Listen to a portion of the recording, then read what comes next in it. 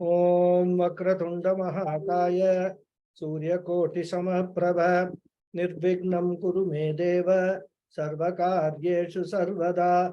Om Shri Mahaganapataye Namaha. Om Shri Gurubhyo Namaha. Harihi Om Sadashiva Samarambham Shankaracharya Madhyamam Asmadacharya Paryantam Vande Guru Paramparam Asmat Gurubhyo Namaha. Shruti Smriti Purananam Alayam Karunalayam Namami Bhagavatpadam Shankaram Loka Shankaram Shankaracharyam Kesavam Badarayanam Sutra Bhashya Kritau Vande Bhagavantau Punah Punah Ishwaro Guru Ratmeti Murti Bheda Vibhagine Vyomavat Vyapta Dehaya Dakshina Murtaye Namaha. Om Shri Medha Dakshina Murti Swamine Namaha. Om Sahana Bhavatu Sahano Bhunaktu Sahaviryam Karavavahai Tejasvinavadhitamastu ma Vidvishavahai. Om Shanti Shanti Shanti. Harihi Om Shri Gurubhyo Namaha. Harihi Om.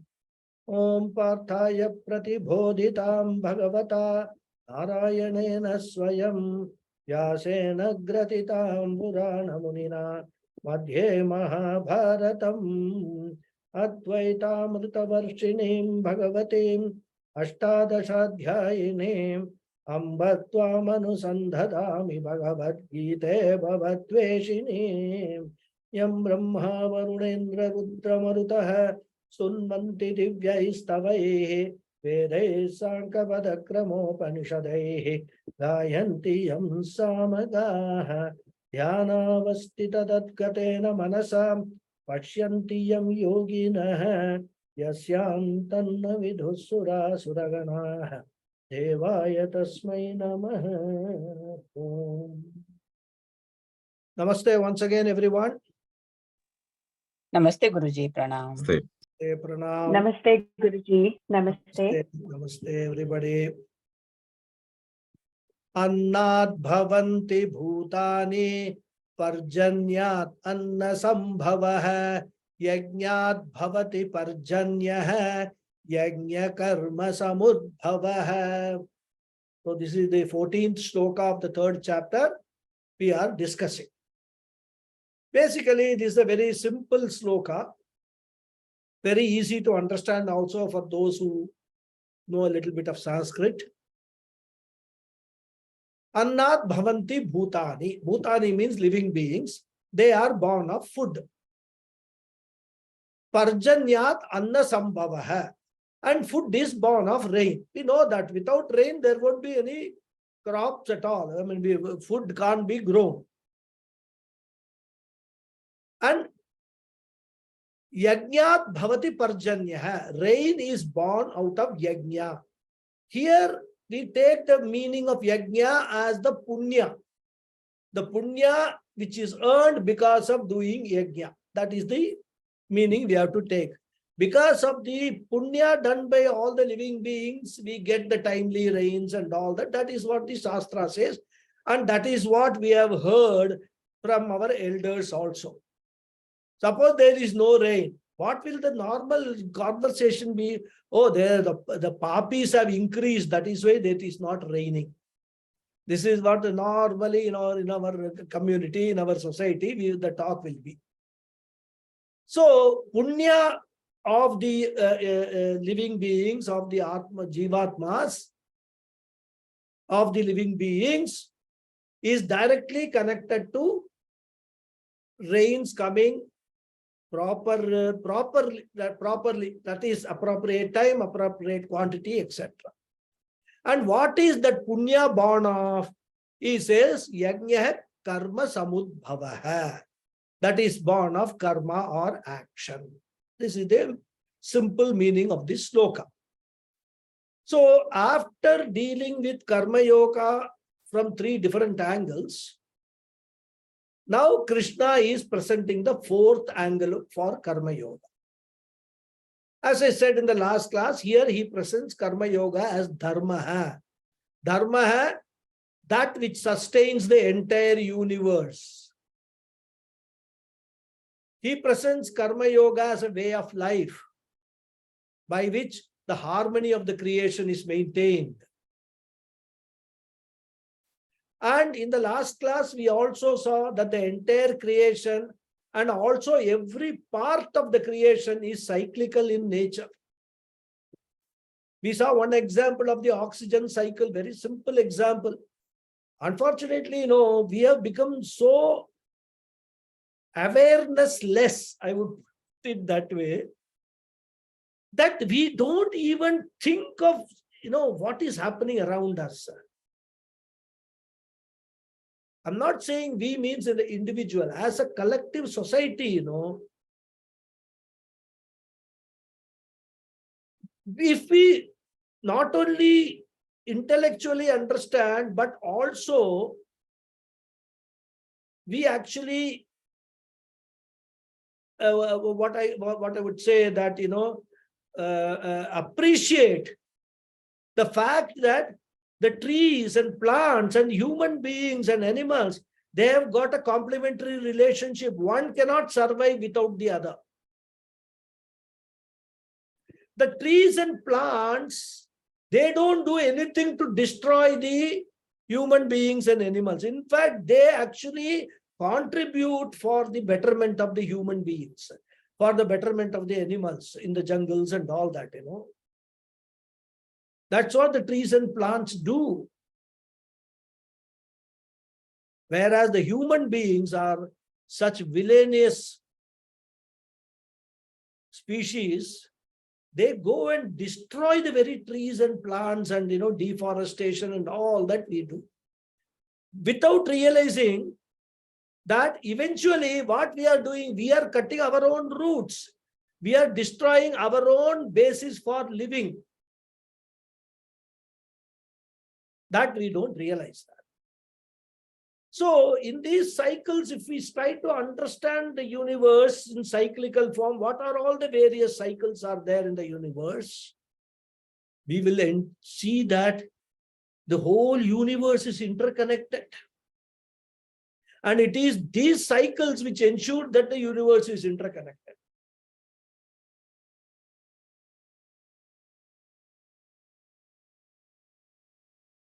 There will come a time, perhaps, or it has already come, I don't know, when the delicate balance of the oxygen-carbon dioxide cycle is disturbed beyond redemption.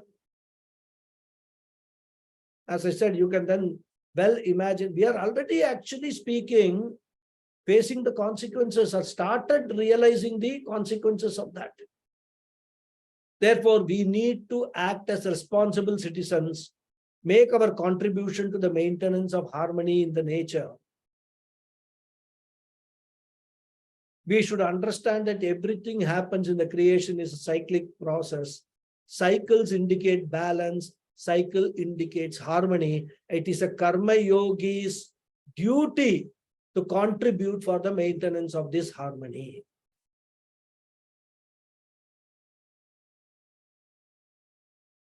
Talking of cycle, there is a nitrogen cycle, water cycle.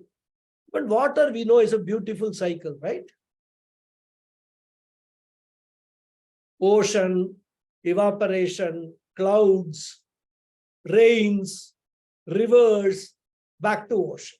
Cycle. Beautiful. And cycles are required in the creation because of one very important cosmic law, which science also accepts. What is that? Law of conservation of matter and energy. That's a very important cosmic law. Therefore, we can never produce anything infinitely. In this shloka, Krishna takes one cycle as an example. We have got innumerable cycles in the creation. But here he talks about only one. But if we are intelligent human beings, the message of Krishna is try to understand that the entire creation, this entire universe is cyclical in nature. And that is why, This Darwin's, not Darwin, who was that? Darwin's theory of evolution, isn't it? Charles Darwin, yeah, I think so. Sometimes I get confused about all these theories. Darwin's theory of evolution is a totally wrong theory, because according to his theory, evolution is linear. From one species, we actually grow into another species, and then he comes to man, where he says man is born from monkeys. There he stops. What happens after man, he doesn't talk about. So that is the biggest defect in Darwin's theory, because he doesn't recognize that the entire creation is cyclical in nature. So if you want to come up with a theory, you must actually present a cyclical theory, because that is what his nature is. You can't just make a theory taking one arc of a cycle or a circle and say this is what is reality. Out of 360 degrees of a cycle, you take a 90-degree portion arc and say this is the universe. This is how the universe works. That is not possible. You are ignoring the remaining 270 degrees arc, which is much bigger. So that is what is the Darwin's theory we don't accept. Not because it's a scientific theory, but because that it's a hopeless theory.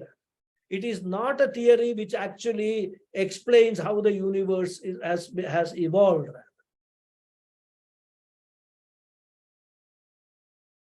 And in this sloka, Krishna actually elaborates how karma, especially dharmic karma, sustains the entire cycle of creation. He says, Annat bhamanti bhutani. All living beings are born and sustained by annam alone. Of course, the word annam has got, different context. It is used in different meanings. Very simple meaning, annam means rice in Tamil and all that, in Sanskrit also. Annam means rice. But we must not restrict the meaning to rice alone. We can take annam here to mean any form of food. In fact, going beyond that, we can even extend this meaning to anything that we consume. But food example is taken because without food, we cannot survive.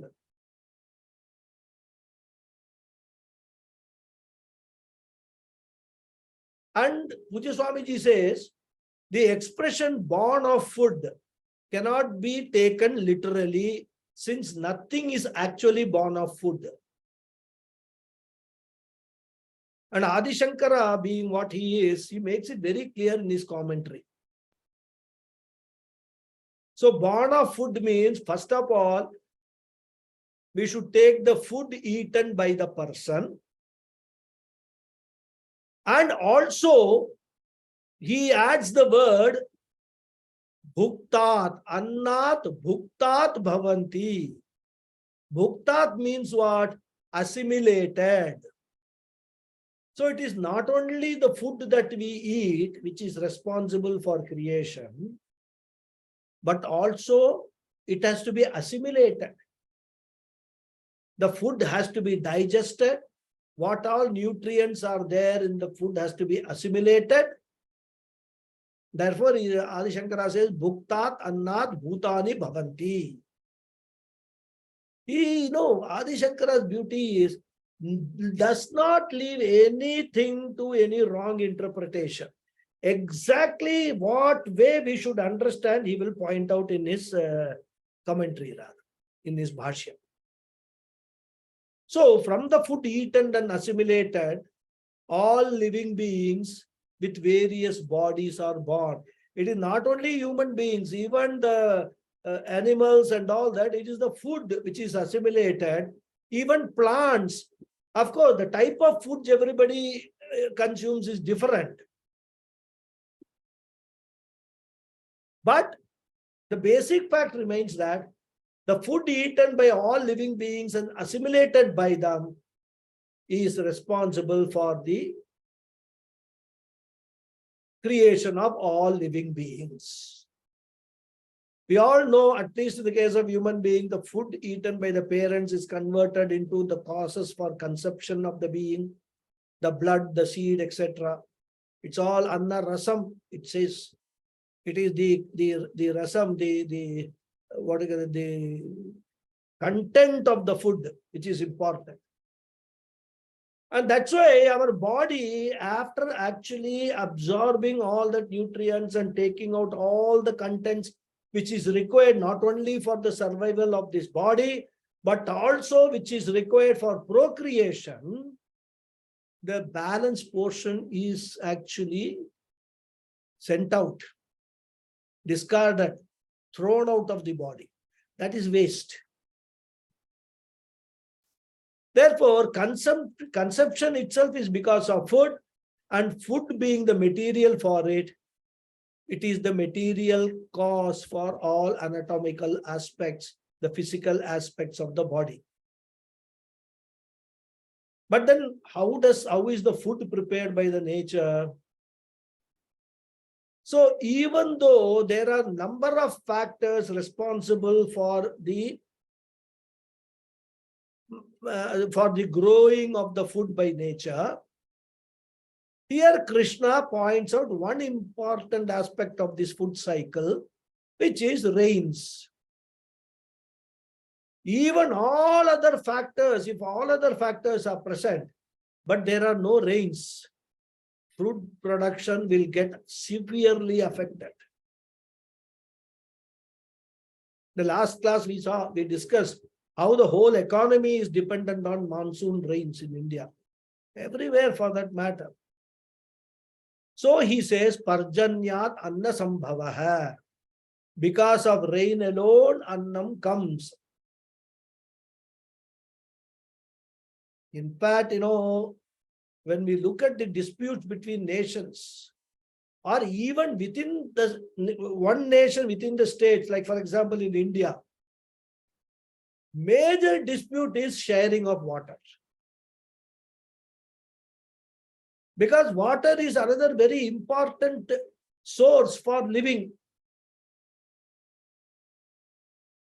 From where that water, that sharing basically of the river water is the fight, like Kaveri water, Karnataka, Tamil Nadu, Maharashtra and something again, some fight is going on somewhere.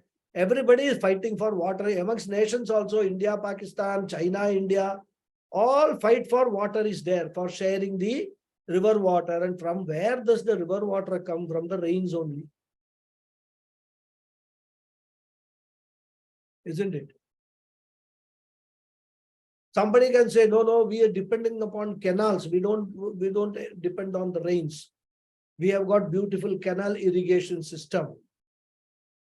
Question will be, where do you get the water in the canal, my dear? That is also you're depending on rains only. It's a different thing. When it rains, you collect it in one place and then you have got a system of diverting that to the fields and all that. But still the source, original source is rain only. There is plenty of water in the oceans and seas, but that water cannot be used for irrigation unless it is converted into rains through the water cycle process. Just imagine, close your eyes and just look at the nature and see what all wonderful, beautiful things are there, all belonging to what we call Ishvara, or basically the cosmic powers, cosmic cycle. It is such a humiliating experience that when you look at that whole thing, automatically your ego gets depleted like anything. So what am I? I am thinking that I am a greatest guy in this earth. Compared to this whole thing,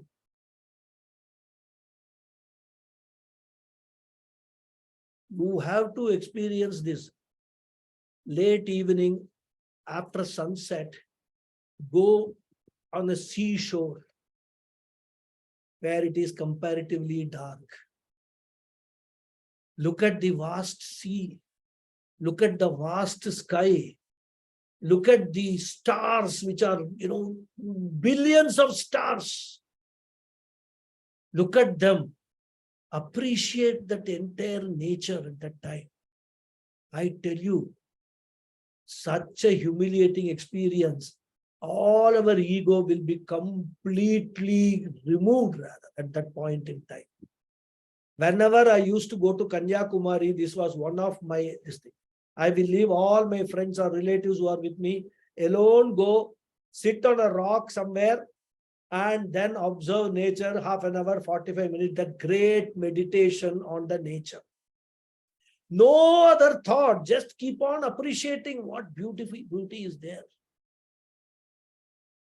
The ocean, the vastness of the ocean itself is so beautiful, so profound.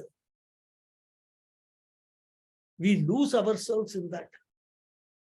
Aham bhava is gone at that time. Anyhow, I will just digress from that. So, this is the second part of the cycle. Food is produced by rain. How does the rain come? Can human beings produce rain? Some scientists claim that they can produce rains. Okay. But if we go a little deep into their claims, we will know that when they say that they can produce rains, they are not claiming that they can produce the rains by first producing the clouds. They don't claim that. What they mean is that if there are clouds and there are some factors which are inhibiting the clouds from producing the rains, some atmospheric factors, they have a method to induce the clouds to rain. That is what they call we can produce rain. And that process is called cloud seeding. Therefore, their claim of producing rains is restricted only to one aspect. They have no methodology to heat up the oceans and the seas to produce the rain clouds. That aspect is done by the cosmic powers alone. I am not belittling science, or I'm not ridiculing it.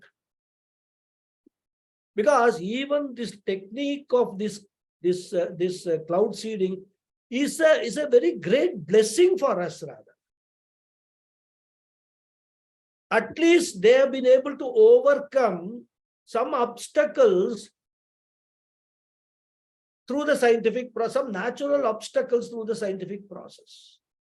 And because of this particular procedure, they are able to make the cloud pour the rain in a particular area. Otherwise, what will happen? The clouds will be pregnant with rains, but unable to release it.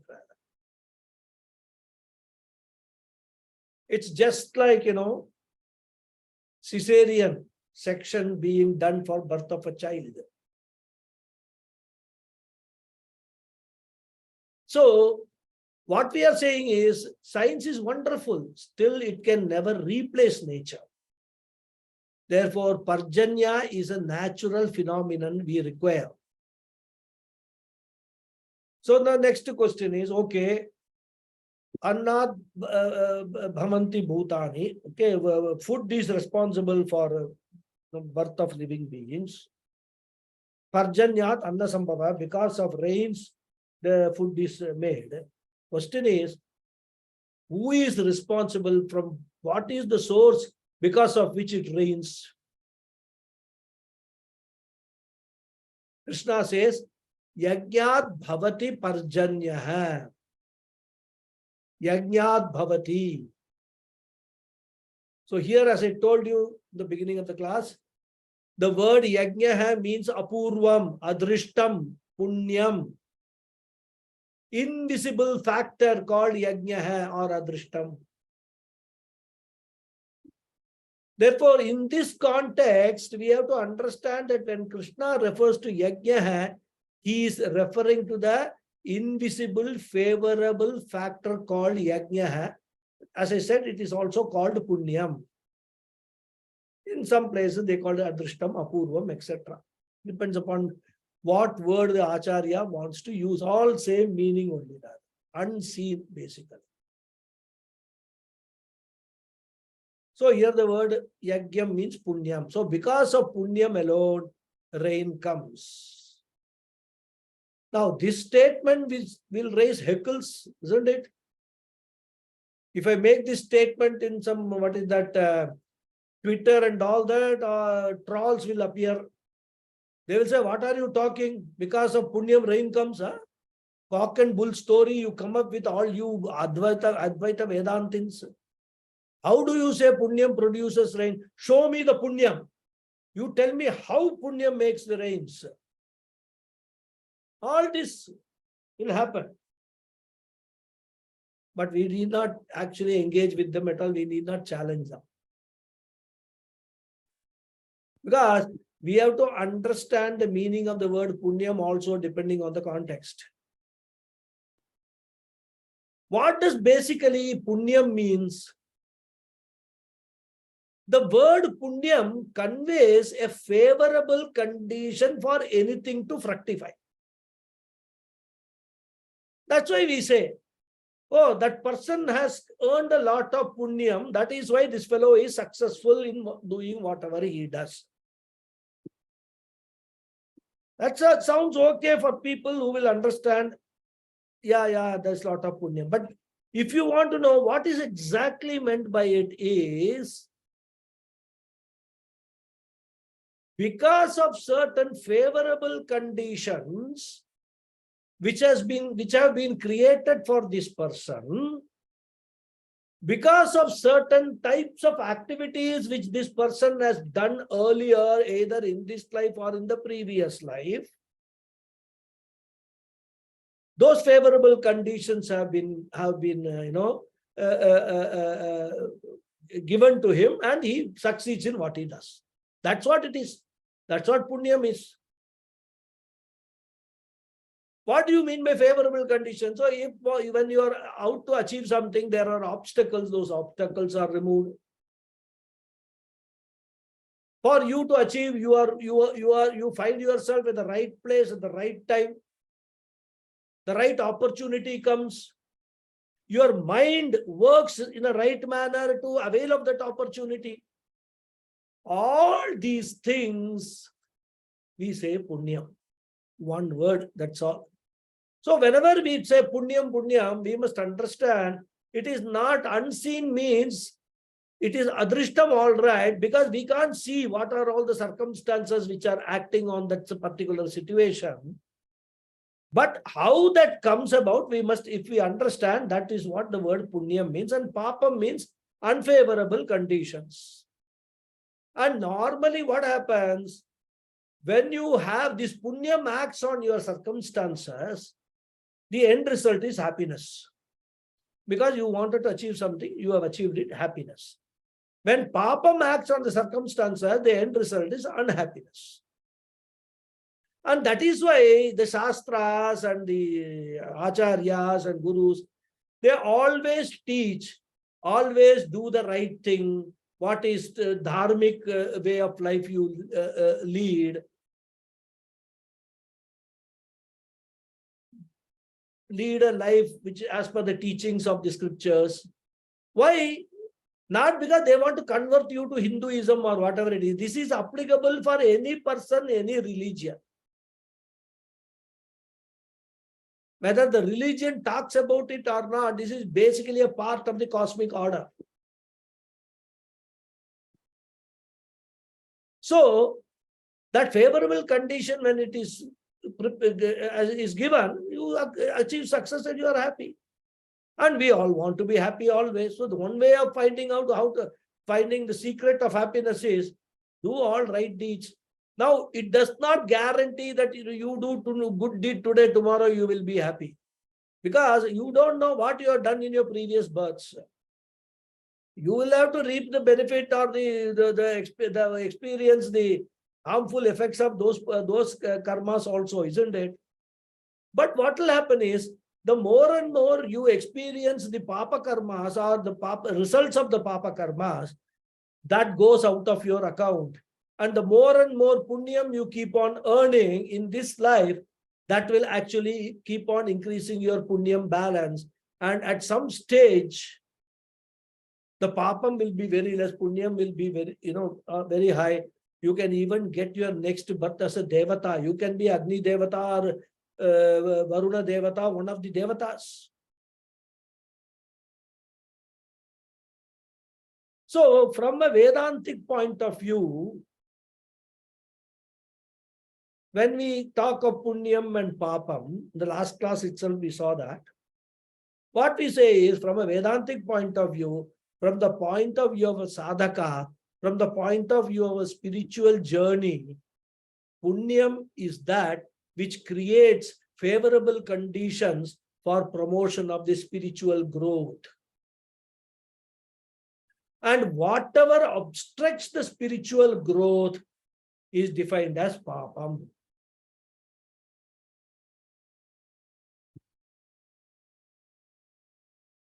But at a cosmic level, if we have to understand what punyam is, we can define punyam as that factor which helps in maintaining harmony in nature. Since that factor is not, we cannot see that factor, we can only experience that factor. It is called adrishtam. Drishtam means that we can see, adrishtam means that which we cannot see. Therefore, in the context of the cosmos, punyam or adrishtam means the cosmic balance or harmony. Only when there is harmony in nature, only when there is balance in nature, the rains will come at appropriate time. And the seasons are indicative of natural harmony. When you have got 6 seasons as per our own this thing, or 4 seasons as per the Western philosophy, Western, not what's the Western version.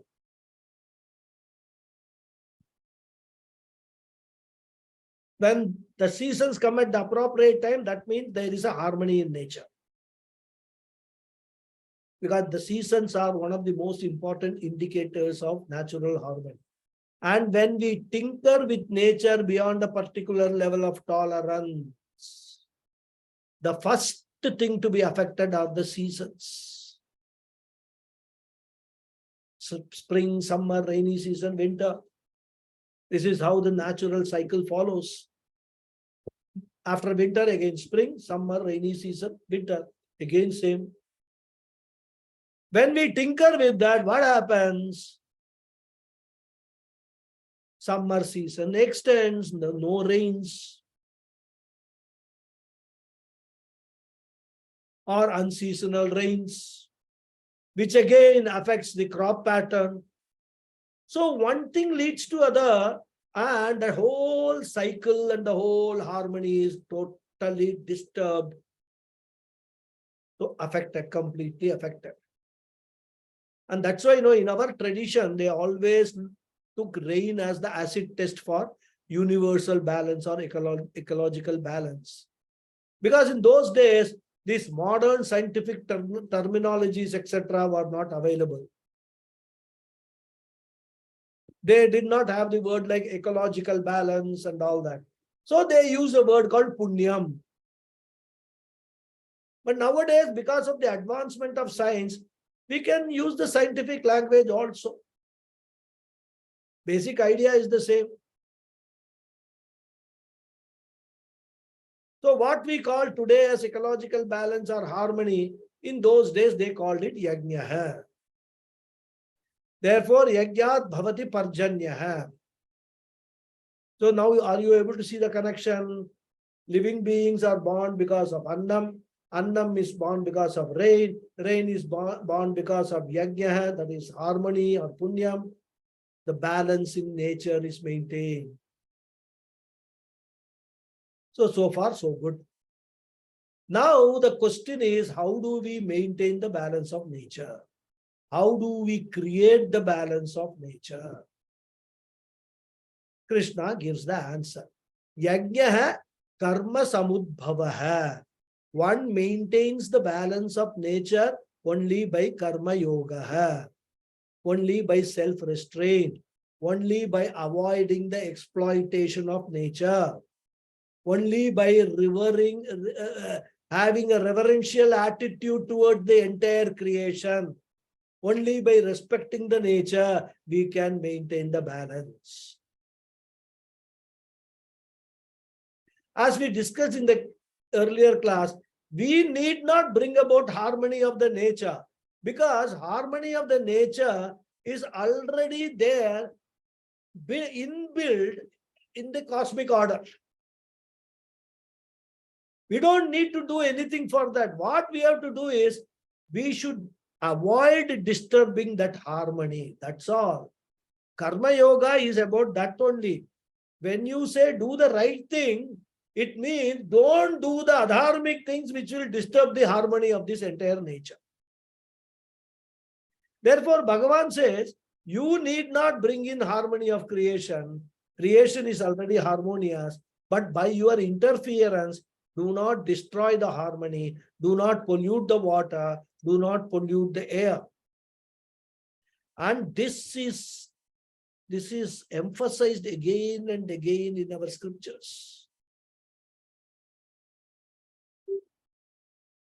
I think it is Taitriya Aranyaka, if I'm Napsu Mutra Purusham Kuryat, Na Nishtivet, Na Nivasanas Nayat, Gukhyav na Ivognihi. There is a mantra.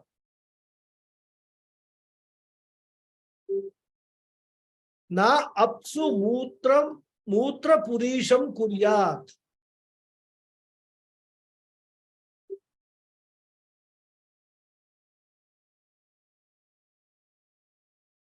Do not discharge the bodily impurities like urine, etc. in the water, especially the rivers. Na nivasanas nayat. Do not take bath in a naked condition, because Agni Devata resides in the water.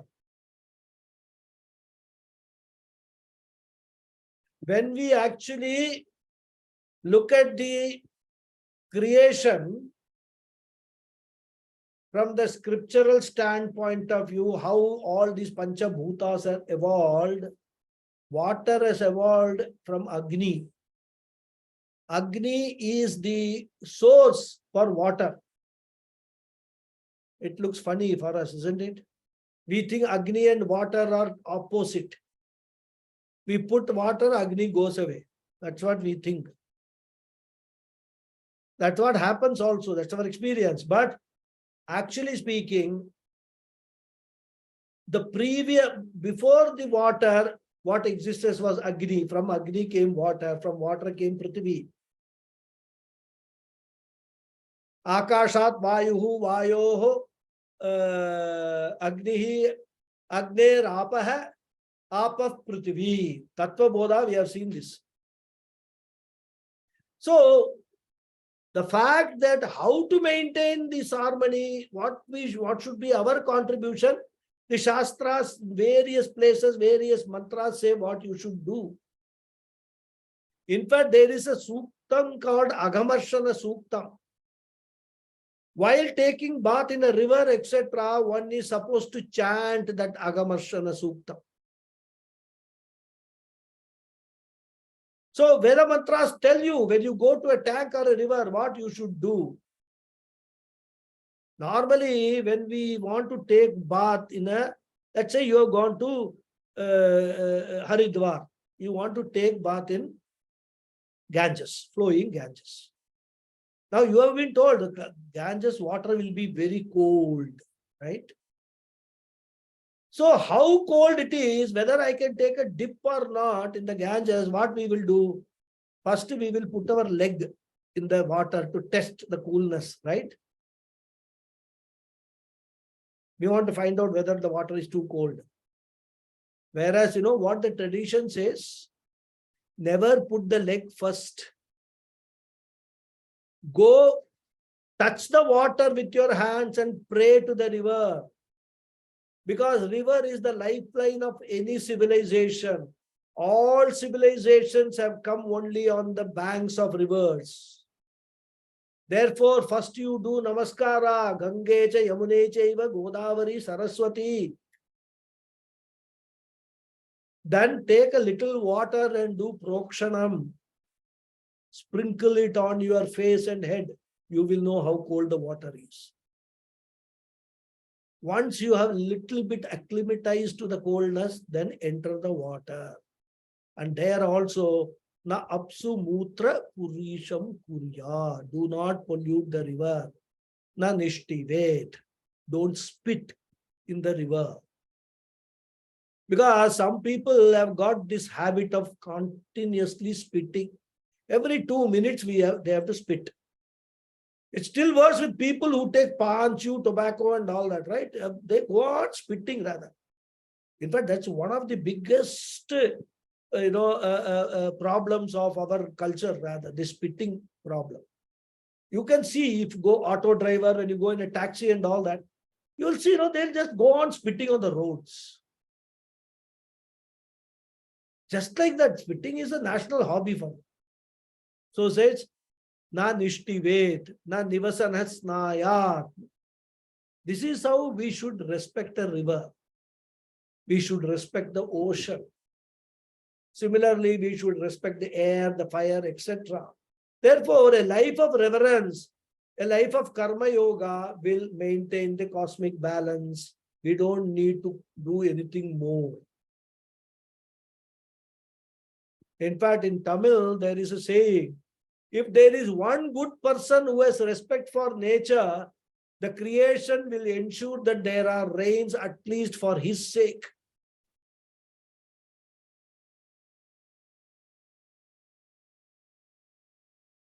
Therefore, reverence towards nature is another aspect of karma yoga. And of course, when I say nature, it is not just all these kind of things, planets and all that, river and all. It includes everything, animals, humans, plants, everything. Have respect for them.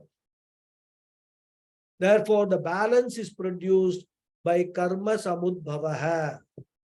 So here we have to take the meaning of karma as karma yoga. So now what are the components of this cycle? We are born out of food. Food is because of rain. Rain is because of cosmic harmony. Cosmic harmony is because of karma or karma yoga. That means the ultimate cause of human beings is karma yoga only. So from karma alone, through various layers, the living beings are born. That means I or my existence is dependent on karma or karma yoga. Now the question is, from where does this karma come? Isn't it? Up to karma, we reached there. Yajna karma samudbhava is it. After that, what is the next step? In the final analysis, the karma has to come from me alone. Therefore, I am born out of karma and the karma is born out of me. This we have to clearly understand, this cycle, karma and me cycle. Therefore, I and my karma, we are interdependent. Therefore, if you have to live in the society, you have to keep contributing to the society. Only then the cycle is complete. And every time I eat, or even every time I take something, every time I work, I complete that cycle by a life of contribution. Therefore, this cycle also has got its own components. That's what Krishna says very, in a pity manner, yajna karma samudbhavaha. Now, the only point I would like to remind you before I end this sloka is, we must remember that in this sloka, yajna is not referring to a ritual, because a ritual is also called yajna as per our scriptures, right? Because ritual itself also is a karma. So one can easily interpret that it is a ritual because of this, that is the rains are coming. Adi Shankara points out very clearly in his commentary, in this verse, yajna means adrishta, unseen result, punyam. It is the punyam born out of the right karma which is responsible for rains and then food. That is what produces the result.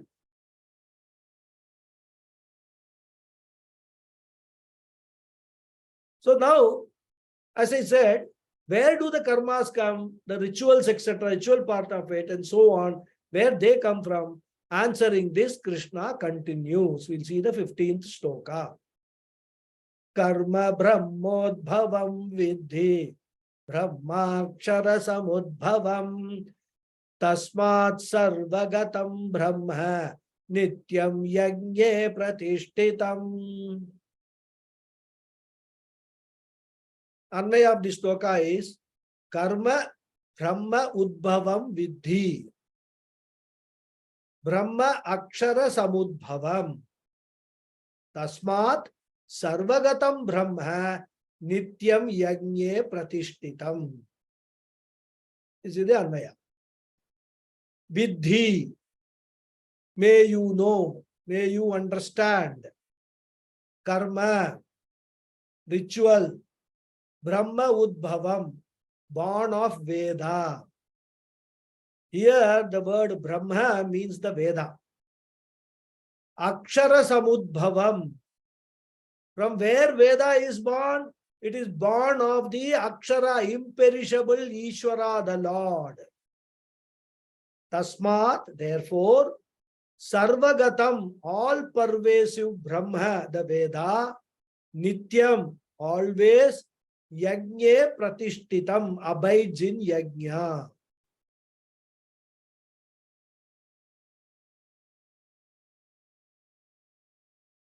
May you understand that karma. Here karma means ritual or prayer to be born out of Veda, and Veda to be born out of the imperishable Ishvara. Therefore, the all-pervasive Brahma, which is the Veda, abides always in Yajna, means it is always employed in Yajna. So here, Lord Krishna, by the word karma, is referring to the Vedic rituals, Vaidika karma. These rituals, yajnas, are to be understood as coming from Veda itself, called Brahma in this verse. Because there is a word, the Vedas are also called Brahma. Although Brahma or Brahmaji is also the name given to the creator in the Trinity, Brahma, Vishnu, Shiva. Here, the word Brahma refers to Veda or as the cause of karma. How do we know all these things? Adi Shankara's commentary. We have no other source to know all these things. If Pujya Swamiji is teaching, Swami Paramarthananda is teaching, Swami Chinmayananda has taught, all have taught only based upon the commentary of Adi Shankara. That is our only source for interpretation of all these words. Otherwise, one word can convey different meanings and we don't know which meaning to take.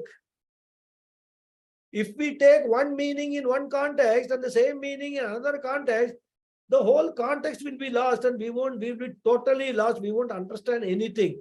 Many people commit this mistake and they blame Bhagavad Gita for it, Krishna for it. Because they try to study Bhagavad Gita, understand Bhagavad Gita with some thick dictionary. Very simple. All that they need to do is go and look up Adi Shankara's commentary. Or if you are a Vaishnavite, look at the commentary of Acharya. Perfectly okay. Because we are Advaita followers, we refer to Adi Shankara's commentary. Acharya has also written a profound commentary on Bhagavad Gita. Read, you understand the meaning of the words from that commentary. You understand Gita in given your philosophy. which may or may not reflect what the Upanishads say.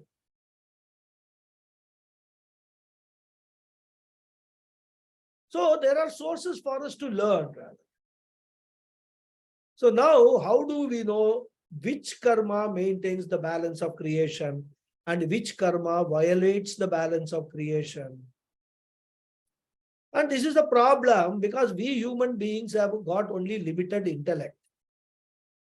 Therefore, we never fully know which action is ultimately good for humanity and which action is not good for humanity. And we have numerous examples, isn't it? Right from the discovery of atomic energy, production of what they call CFC, chlorofluorocarbons, which we widely use in so many things, including refrigerator, AC, etc. That's my understanding. Correct me if I'm wrong. Well, these are all become necessities. They are no longer luxuries. AC, fridge and all are necessities.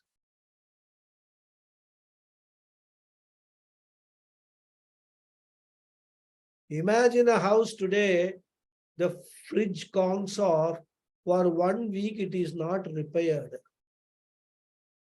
The lady of the house will go to her mother's place daily, otherwise she has to cook. Earlier she used to cook once in 2-3 days and put it in the fridge and everybody will be happily eating it. If there is no fridge, you can imagine what will be the condition. Not only one time, if it is peak summer, she has to cook at least 2 times or 3 times because within 2-3 hours, the food will become stale in the heat.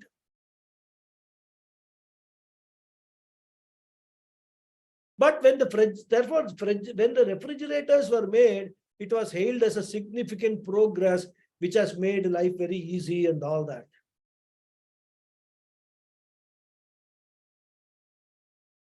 In fact, 2 things which have relieved women from their daily chore of cooking.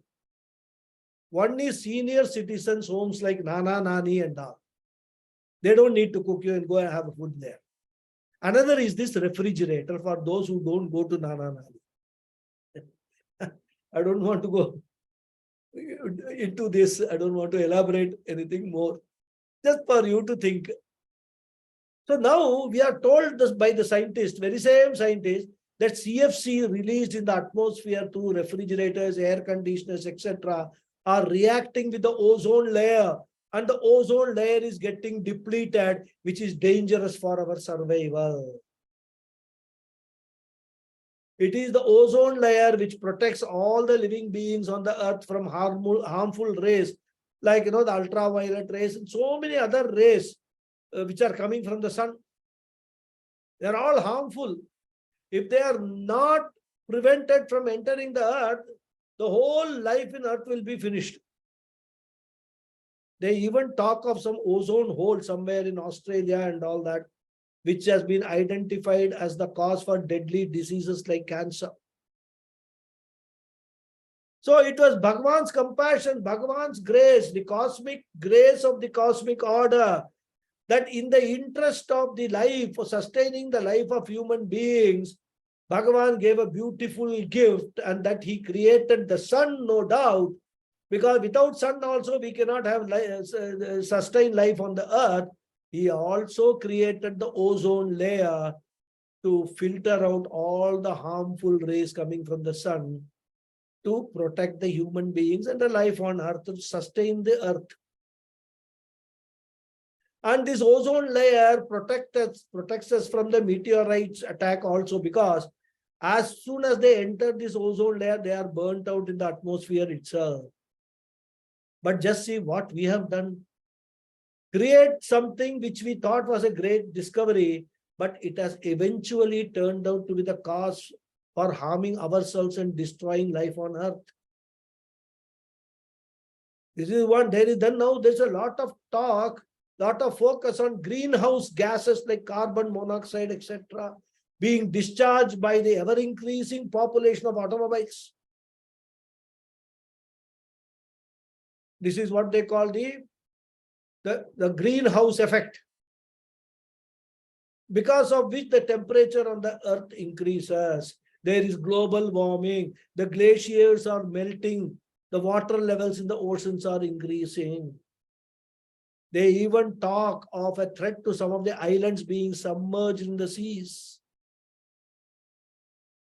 So global warming also is a real threat to the existence on life on earth.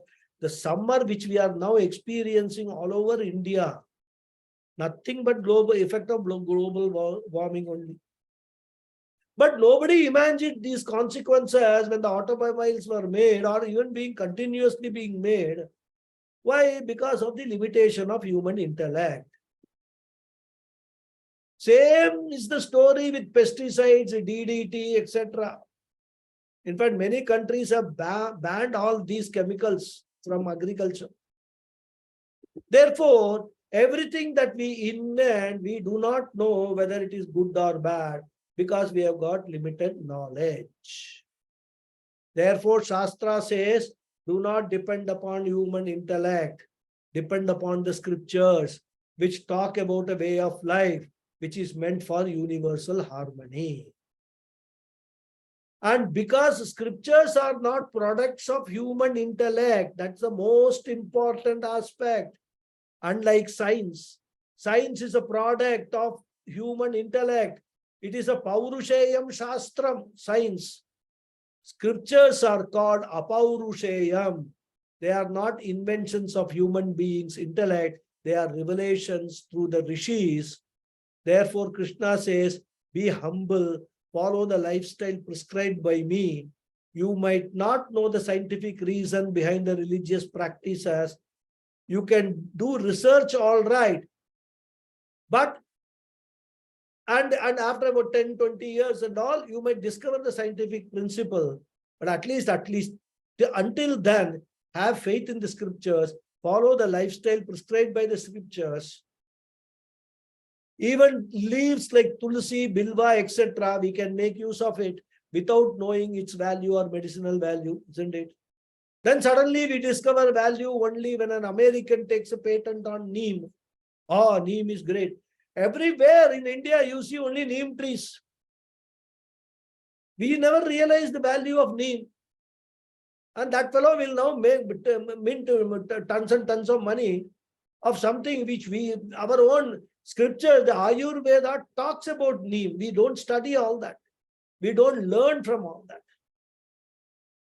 We have been using this neem for millions of years, but we did not know its effects. And we even after knowing the effects, we don't use it rather.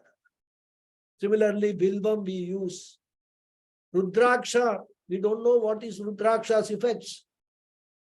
So what the Shastra says is, Shastra is keeping the global harmony, not only at the individual, but the global harmony in view. The Shastras have given you all the do's and don'ts, just to follow that.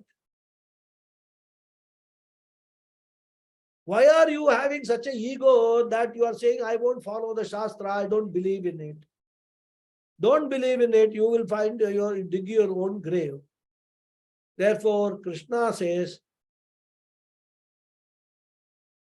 who is the author of Karma Yoga? Karma Brahmodbhavam Vidhi. The harmonious life cycle is taught by the Vedas. Here Brahma means Vedas. So Karma or Karma Yoga, a harmonious life, a religious lifestyle, we come to know only by the study of scriptures. And from where the Vedas have come, Krishna says, Brahma Akshara Samudbhavam. Veda is not the creation of human intellect. Veda is the creation of, has come out of Aksharam. Aksharam here means Bhagavan. Brahma means Veda. So we should be careful. Brahma means Veda. Aksharam means Ishvara. So Brahmakshara Samudbhava means Veda has come out of the Lord. Then the question is, why do you then say that rishis have given out the Vedas? The rishis have not created the Vedas. Rishis have served as a medium for receiving the Vedic teaching. Like the TV and radio and receive antenna and all, we have no receivers. The receivers themselves do not produce the music or whatever program is there. They just relay what is broadcast. Likewise, the Veda mantras are broadcast by the Lord, and the rishis have received them due to their yogic powers gained by tapas and dhyanam, etc. The rishis have prepared themselves to receive the broadcast and have relayed them onwards. So the rishis have only served as a medium. Therefore, Brahma Akshara Samudbhavam, the Vedas are the source for karma or karma yoga. We will stop here and continue in the next class. Okay. Om Purnamadav Purnamidam Purnat Purnamudachyate Purnasya Purnamadhaya Purnameva Vasishyate. Om Shanti Shanti Shanti. Harihi Om Shri Gurubhyo Namaha. Harihi Om. Thank you all. धन्यवाद Guruji. Hari Om. Thank you. Thank you, Guruji. Dhanyawada Thank Guruji. you, Guruji. Thank you, Guruji. Dhanyawadaha. Thank you, Guruji. Thank you. Namaskaram. Namaskaram. Dhanyawada, Guruji. Dhanyawad. Thank you. Thank you. Thank you. Hari Om Guruji, Dhanyawadaha. Harihi Om. Thank you very much, Guruji. So you're in Coimbatore, I find. Yeah. I keep traveling. I know. Good, good. Yeah. Thank you very much, Guruji. I'm going back to Namaskaram. Bombay on Wednesday morning. So Okay. tomorrow class will be here. Next class will be in Bombay. Thank you very much, Guruji. Namaskaram. Thank you. Namaskaram. Thank you, Guruji. Namaskaram. Namaskaram. Yes, Satya. What's your question? Namaste Guruji. I just have a question regarding the karma. So as you said, so one thing is that Guruji, so here the animals, as they, I mean, only humans, since we have the knowledge of differentiating good thing and bad thing, we have the free will to actually choose between right karma and bad karma, whereas the animals cannot choose because they are programmatically chosen in a way that they can operate in only one way. Correct. Yeah. So when we say that because of our karma, the fire has come, and from that the rain has come, and from that Prithvi has come. So my question is that when we actually have both the signs as well as our Vedas and stance, Guruji, so how did the earth function before the evolution of humans? So Before the evolution of humans. yes, Guruji. See, that's a problem. According to our scriptures, the first to be born was human beings. Okay. Okay. Brahmaji was first created, the creator, right? Brahmaji. Right. Right. Then Brahmaji created the human beings. Right. Two Okay. sets of rishis he created. Ah, okay. For one set of rishis, he gave them pravritti marga, means what? The purva, that is the three purusharthas. He taught them artha, kama and dharma purushartha. Okay. One set of rishis. Okay. Then he told them, you learn this and go and spread this in the world. Give this teaching to the world. Okay. Then another set of rishis, he gave the teaching on Nivritti Marga, which is the Vedanta, which is Moksha Purushartha. Okay. See, actually speaking, when you study this, what is that, Bhagavad Gita with the Shankara Bhashyam, all this in the Ubodhgata Bhashyam, Shankara talks about all these things. Okay. How the whole creation, what happens first, how these people, how the Vedas were spread in this world and all that. So we don't believe that we have come from monkeys and donkeys and all that. Of course, they can believe because maybe they have come from that. Okay. We don't believe we are all Rishi Purushas. We have come descended from the Rishi. That's why, what is my Gotram? My Gotram is, let us say, Atreya Gotram. So Atreya Gotram means I am a descendant of Atreya Rishi. See, Atri correct. Rishi. Bharadwaja Gotram, descendants of Bharadwaja Rishi. We don't say that I am descendant of a baboon or I am a descendant of a langur or whatever it is, right? We don't say that. For us, we are all Rishi Putras. That is our lineage. So that's a huge difference in terms of thought process and understanding. Right, Guruji. That is how the whole thing is. Good. Because even before life appeared on earth, all these Panchabhutas were created, right? Right. It is only after that, all that has happened, then Brahmaji was created. Vedas were already there because first was Ishvara. Ishvara created Vedas, broadcast into the in the atmosphere, in the cosmos, right? Right. Even now, the Veda mantras are there in the cosmos. We can't receive it because we are not equipped to receive it. We are not aligned with the connectivity, Guruji. We are not. I mean, just like a device where it's not able to, where it does not have the receptivity. Correct. Similarly, we don't do anything to for us to be able to receive that. Absolutely. See, like internet is there. Right. Internet is what? What is internet? It is nothing but it is all pervasive, correct? Correct, Guruji. Yeah. But you need a laptop or a mobile phone with the correct receiver and all that to receive all your. Similarly, there are what you should do to receive is also there in the Vedas. But we don't know all those things. We don't study. We don't do it also. Right? If somebody does it, he may be able to directly download all the mantras from the cosmos. Right, Guruji. That is it. Yeah. I also had one more point, Guruji, and we should be actually very lucky that it's not just where the Earth is placed, Guruji. When you look at the planets, right? So every solar system has a sun, and in that sun, if the sun is a lot bigger, then we should be very distant from that sun, Guruji. If the sun is very smaller, we should be very close to the sun, and only then we have the hospitable conditions to have life on Earth. So. So we should be very lucky that we're placed in such a way, and we should be very, because the possibility of life is just 0.000 so much %, Guruji. The possibility of not having a life is abundant. Very high, very high. Absolutely right. You're absolutely. See, even there also, you are there in Viveka Chudamani also, you know. Yes, Guruji. Yes, Guruji. That is why, you know, Adi Shankara says, this is one aspect, one dimension. Life on earth versus life otherwise, outside, right? Probability. Within life on earth also, the probability of being born a human being is 1 in 84 lakhs, 8.4 million. Great, Guruji. Yeah, that many species are there. So you just imagine, luck is a very mild word for what we are. Correct, Guruji. It's something of a great thing that is what we are, you know. We must understand that. The moment you understand, all your worries, all your grief, everything will melt away. I've got the biggest thing on this entire universe. I'm a human being. What more I can, you know, and I've got a free will.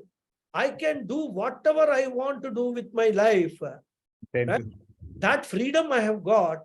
So unless I misuse that freedom and kill myself, it's a different thing. That is the whole problem, rather. So if you look at it, we have got such a, I mean, it's a 1 in a billion, you know, opportunity we are there on this, our existence is. So that's why the scriptures say, use that existence for not only yourself, betterment of the entire other people who cannot do it. Plants cannot do it. Animals cannot do it. You take care of them. You are actually Bhagavan himself. Correct. Yeah, exactly. You are, that's why I say, Tattvamasi. Yeah, you are that. But now take responsibility and you manage this entire world and protect this world. That's what the scripture's message is. Yeah.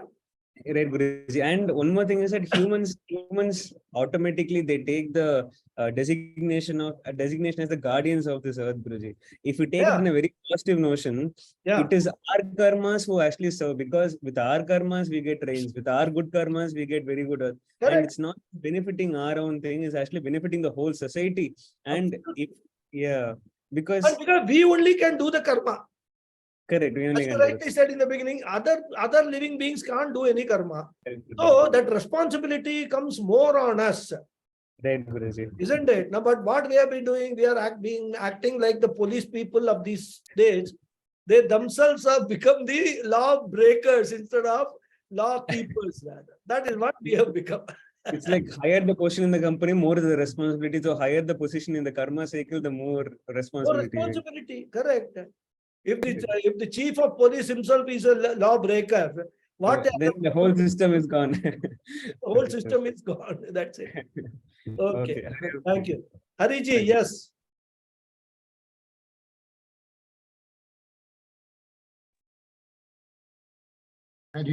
Namaste, Hariyo. I think it is in the chapter 4, Lord Krishna very clearly says, when human is produced, with him, yajna also is produced.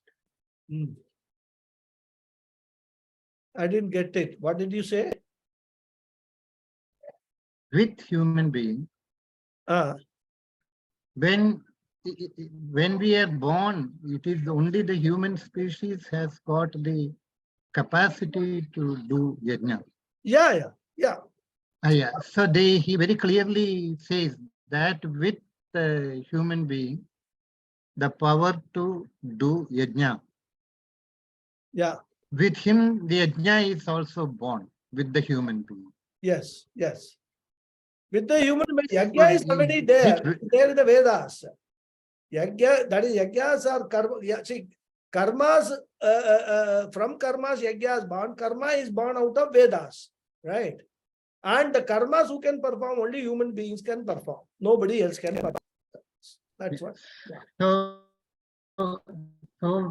it is human beings when right from the birth, it is only the human being who has got the capacity to understand and do the yajna. Yeah. Correct. Though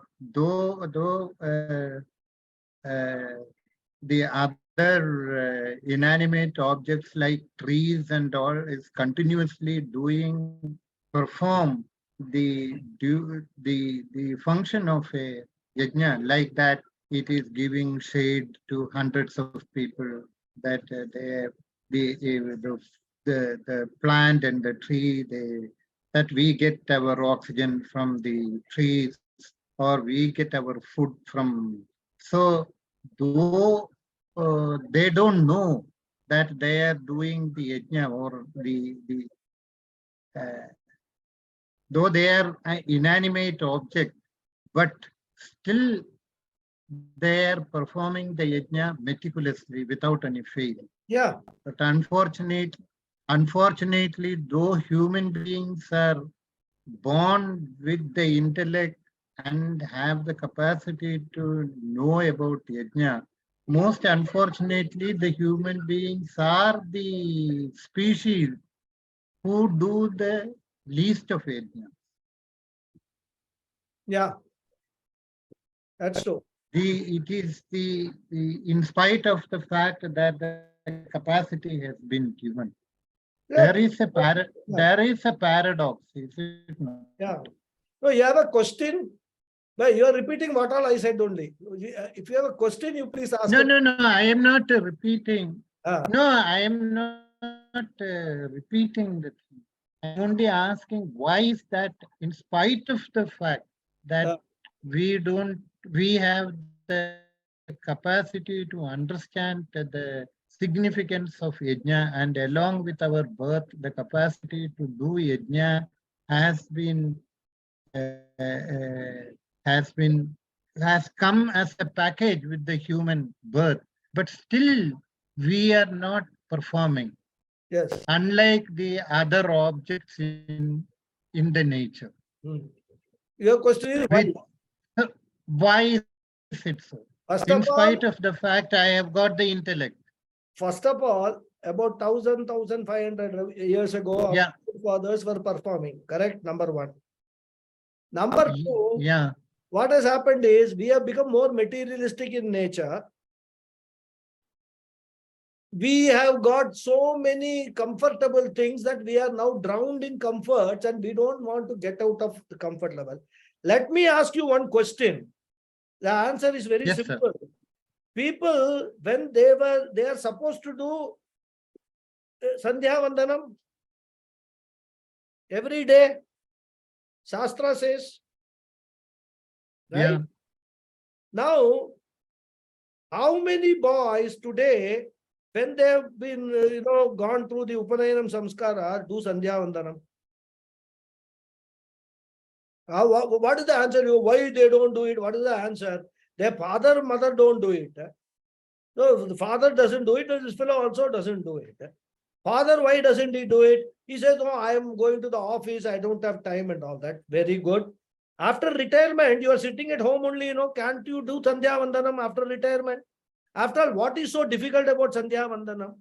Learn a few mantras, you have got cassettes available. You play the cassette, play the recording, internet, download it. Sandhya Vandanam is there. You can't do it. You will spend time on reading newspapers, all nonsensical articles and news. Morning with a cup of coffee, half an hour, 1 hour you will spend on the newspaper. You have got time to solve the crossword puzzles in that. But doing these things, where will you go and find the answer for why don't do it? Because we are all drowned completely in materialistic world.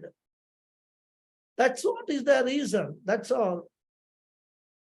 So why means what? We are responsible for our own destruction. That is what is the answer to the why. I can't give you any more better answer. Yeah. Any other question? Yeah, thank you. Okay. So shall we close? Guruji Pranam, this is Lata. Pranam. Yes, yes. I have a simple question. Maybe I should have been clear in my mind by now, but then why it keeps arising again. Now, when we say the Brahman, it is the Nirguna Nirakara Tattva is what is Brahman, and his creative power is what we refer to as Shakti, if I understood it correctly. But when we say Ishvara, what exactly does it connote? I'm a little confused, Guruji. Nirakara, Nirguna Brahman plus Shakti or Maya is Ishvara. All right, okay. Because what happens is, if you go and tell people Nirguna, Nirakara Brahman, nobody will understand, isn't it? Yeah. They can't visualize it at all. So our scriptures say, first you have a visual representation of what that the greatest, topmost cosmic power is, which is Brahman, right? And so the Brahman, and what is the material nature, what are the powers and all that, cosmic power is Maya. Right? Maya is the powers which sustain this entire world. Whereas the power to do for Maya to work or do its job is coming from Brahman, where Brahman is the Adhishthanam. Yes. Brahman can exist independent of Maya. Maya cannot exist independent of Brahman, right? Yes. So for understanding of the general, public, rather people like us, we are given a form, Saguna Brahman form. Then from that we have sort of Krishna, Vishnu, Shiva, Brahman, and all those, Ganapathy, Murugan or Kartikeya, all that have come. That collectively comes as Ishvara. Huh? That is collectively comes All under collectively Ishvara. called Ishvara. Individually, you can call them by different names, and all devatas, everything we call Ishvara. Okay. So when we come to Vedanta only, we are introduced to this concept of independent power, which is there, which is Brahman, which is not dependent on Maya for its existence. So that is how the whole Shastra is presented. Thank you, Guruji. Okay, Hari Om. Thank you. Thank you. Yeah, yes, Hariji. Guruji, can we say the manifested form of Brahman is Ishvara? Like Oh, Shiva. not manifested form of Brahman. Yeah. See, Brahman is the efficient cause. Okay, Maya is the material cause. okay. So what is manifested is the material, which is manifestation. Yeah, So it is the manifestation of Maya, which is the whole world. But that manifestation cannot take place without Brahman powering it. yeah, I understand what you, but can I say that when I say Shiva or Parvati or Vishnu, that is the manifested, because I have got a Nama and Rupa for that when I'm saying Shiva or Parvati. So if I say, Yeah, from that angle, you can say it is the manifestation of the formless yeah, into a Brahman, form. yeah, Yes. manifestation of the Brahman in the Nama Rupa, Yeah. which is Yeah, you can say. relatively finite. It is not infinite. Yeah, that When you, we saw, okay, that you can do. Certainly. Yes. yeah, okay, Okay. yeah, okay. Then we'll close and we'll meet Right. next Sunday. Next Hari Om, thank Hari you. Om. Thank you. Thank you very much. Hari Om, Guruji. Hari Om Guruji. Hari Om. Hari Om.